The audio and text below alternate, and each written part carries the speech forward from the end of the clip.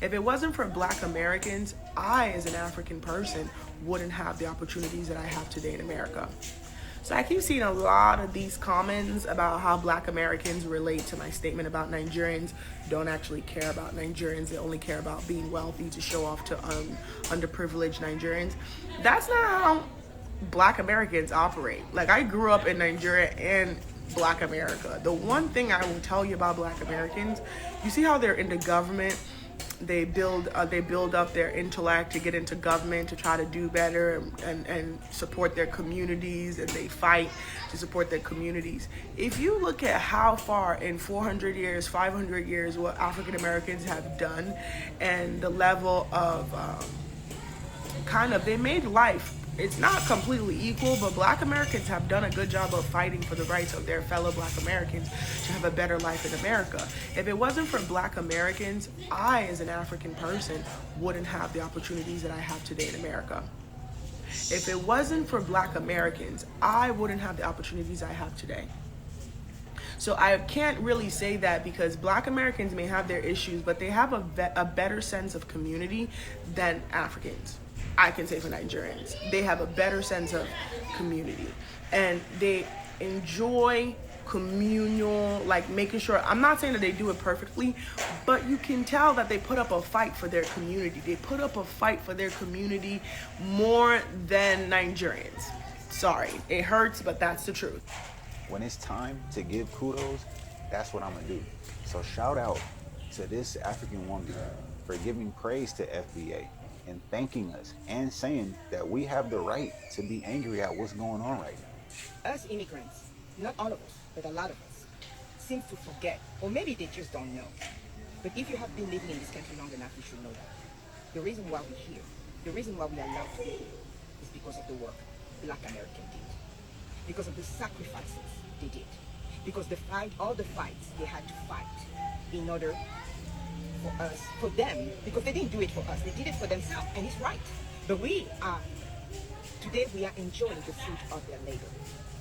And we should not forget that. I'm an immigrant. And yes, in my community, or in an immigrant community, and nobody can say otherwise, there's a lot of disrespect for us. There's a lot of it. I have heard it. And I have to admit that when I first came, I was also ignorant of their history. But after being in this country, for the amount of time I have been here, if I act like I don't know them, never willingly demean them. They are mad. And you know what immigrants should do right now? We should not be arguing with them. We should be quiet and listen. Listen to what they say. Listen. No. It is not about us. It's about how they feel. It's about the experience. And guys, they are right. Many immigrant communities call them lazy. They're not lazy. They even say they don't have a culture, and that's an insult. Of course they have a culture. Of course they do. In the music, in the food, in the way they live their life, in the way they dress, they have a culture. And by the way, a culture that is a leader in many ways. Our children in Africa dress like Black children. Children in Asia dress like Black children. Children in Latin America, in Europe. So please stop saying. And it's not only limited to clothing. It's in music, it's in history, it's in literature, it's in science. The immigrant community need to stop demeaning and disrespecting Black American. They are mad, and they have all the right to be mad. Now, if my immigrant community or my African community want to come after me for what I say, that is on you. I don't care. Because the truth is the truth. And we need to admit where we're coming short. You're going to come to people's house, and you want to look down at them?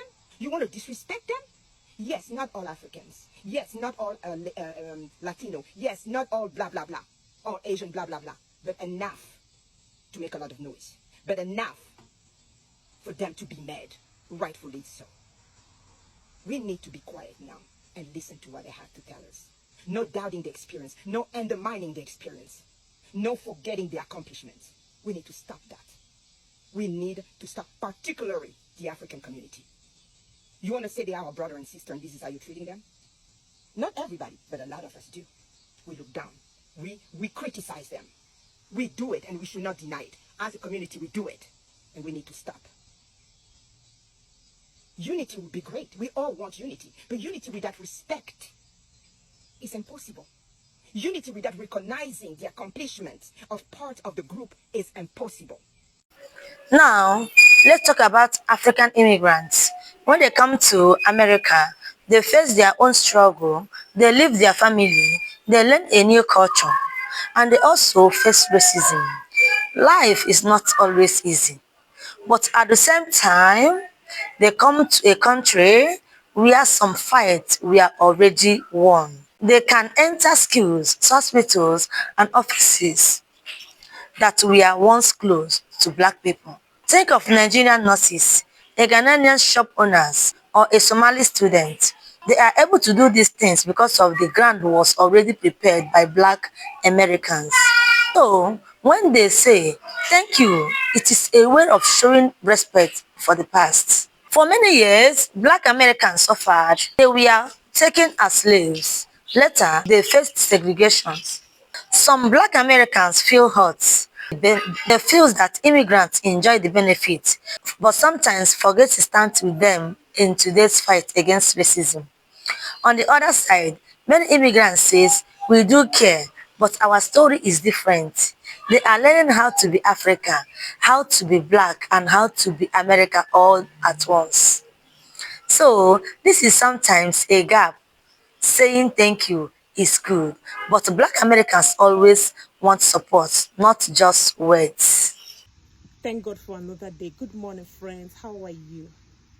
I am so happy today because this is a purpose for me to see people being healed, to see people on the healing process. I'm not expecting people to be healed overnight. I'm not expecting people to forgive and forget overnight, but on the path to healing. And I'm so happy. I'm just grateful. You know, when I walk on the American soil, do you know what I'm thinking about now? I'm walking on blood. I'm walking on sweat. I'm walking on somebody's tears. I'm working on, when I walk, I'm walking on somebody's hope, somebody who had waited, somebody who had dreamed, the sweat of the ancestors. And it's just very humbling.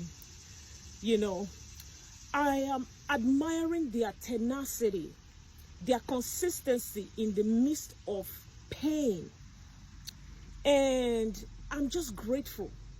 I have a new look as an African immigrant.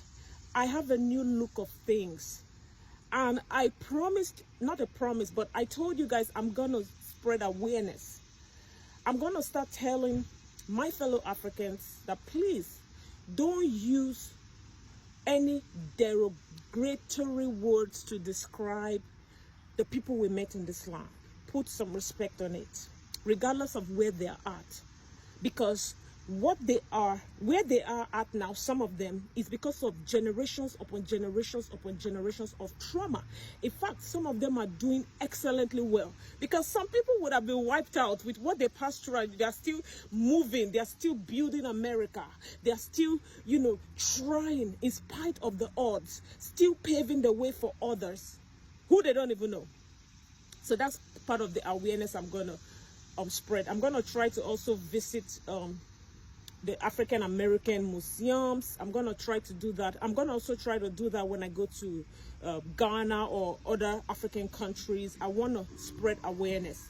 All right, guys, let me go. Bye-bye.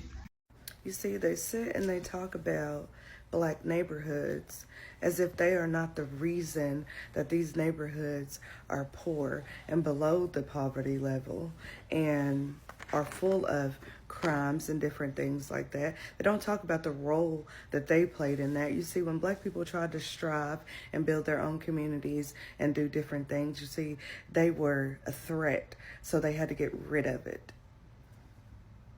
You know, a lot of these people have never even left their cities. They don't know what it's like to be in a great environment because they don't have the resources, they don't have the money to get away. So when you are raised around things like that, what do you think you're going to do? People don't see the bigger picture of anything. They just automatically think negatively. But Also, they don't talk about the fact that black people are the reason why they have generational wealth. Yeah, when they were putting slaves in the field and having them work for free, they were getting rich from us. Why are you not talking about that? Imagine if you never would have stole slaves, if you never would have stole land, what you would really have to pass down to generation after generation after generation. Do you really even think like that? Or you just go with what you've heard or what your neighbor told you? As an African woman living in the United States, I have never experienced prejudice from Black Americans or African Americans, however you call yourself. Never. I came to this country and I was embraced and welcomed by them. They love me. I love them back. Like, I found my people for real. I'm not gonna lie to y'all. I found my people because they're really open minded compared to Africans. And I've always been a very open minded person, like, very, very open minded person. And I just felt like I didn't fit there. I didn't fit with y'all Africans. I love us though. I love us so much. Like, I love my roots. I love where I come from. But I can just with y'all to a certain extent because certain conversations I can't have with y'all because y'all too prejudiced about things. You know what I mean? Y'all not open minded enough for me at least. But y'all come here in the United States with preconceived notions already. All y'all have to say about black people in America is they're ghetto, they're this, they're that. Yeah, they might be a little ghetto, just like y'all a little ghetto over there too. Y'all need to stop acting like there's no ghetto people over there. There are ghetto people in Africa. There are ghetto people, African ghetto people in Europe as well. I come from Europe. I was born and raised in Europe. There are ghetto people all around the world. Let's make this easy to imagine. Think about a house. Someone worked very hard to build it. They carried heavy wood, hammed nail, and fixed the roof. When storm came, it was painful work. Then you move into that house. You did not build it. You enjoyed the warmth, the shelter, and the comfort. Isn't it fair to say thank you to the builder? Yes, of course. But it is also fair to help take care of the house. If the roof leaks or the walls crack, you should also fix it. This is how many people sees the story between immigrants and black Americans.